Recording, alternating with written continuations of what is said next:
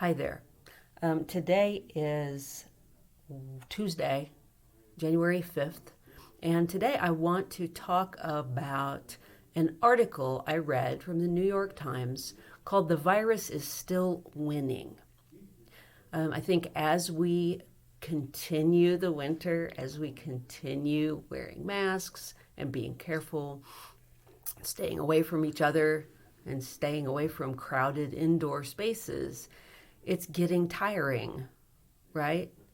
And so I think sometimes we need to be reminded of just how serious the COVID-19 virus is, and how it's not a good time for us to relax our guard or to get lazy about taking precautions so that we and our families and our friends don't get COVID-19.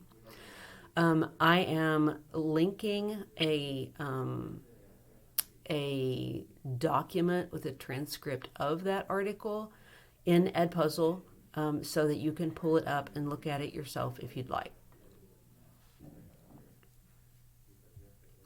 Okay, and now because I know some of you would rather have me talk than read, I'm going to essentially read the article to you. It starts out with a chart describing why the new variants of the coronavirus that were first detected in Britain and South Africa are so worrisome. And I have a couple of questions for you about this graph. One of my questions is, where is currently, as of January 1st, where is the transmission of the virus most significant? In Britain, in nearby Europe, in South Africa, or in nearby nations in Africa? You'll notice that the U.S. isn't on this map. We're not talking about the U.S. right now. So where are cases the worst as of January 1st?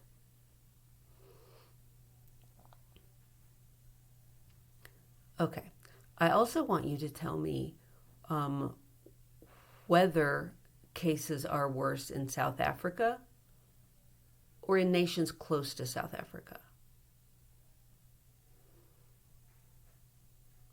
Okay. Let's talk about the article. On page 2 of the document you have, it says this chart compares the spread of the virus in each of those two countries with the spread in a group of nearby countries. As you can see, cases have surged in Britain and South Africa since the variants first surfaced, while holding fairly steady in the rest of Western Europe and Southern Africa. The new variants may not be the only reason Britain and South Africa differ from their neighbors in other ways as well, but there's no obvious explanation for the contrast besides the virus's mutations. This suggests the rest of the world may now be at risk of a new COVID-19 surge.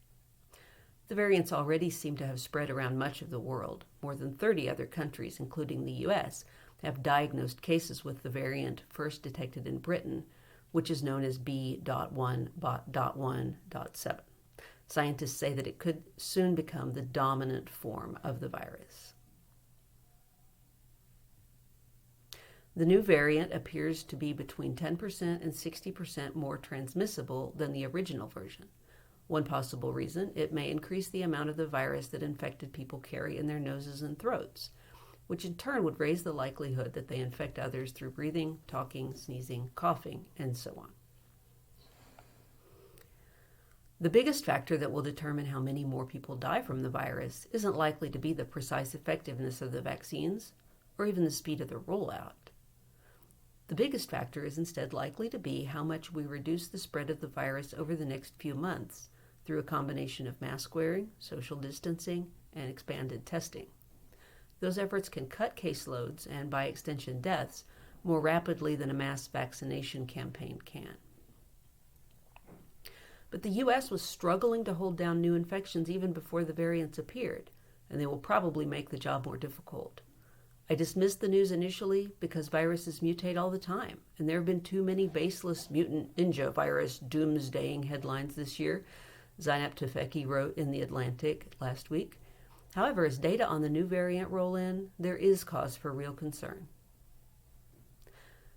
My colleague Apurva Mandavili, in a piece explaining what scientists do and don't know about the variants, writes that they may end up exacerbating an unrelenting rise in deaths and overwhelming the already strained healthcare system. In recent days, the number of Americans hospitalized with COVID-19 symptoms has risen to more than 123,000, up from about 95,000 a month ago, and 50,000 2 months ago. The virus is still winning.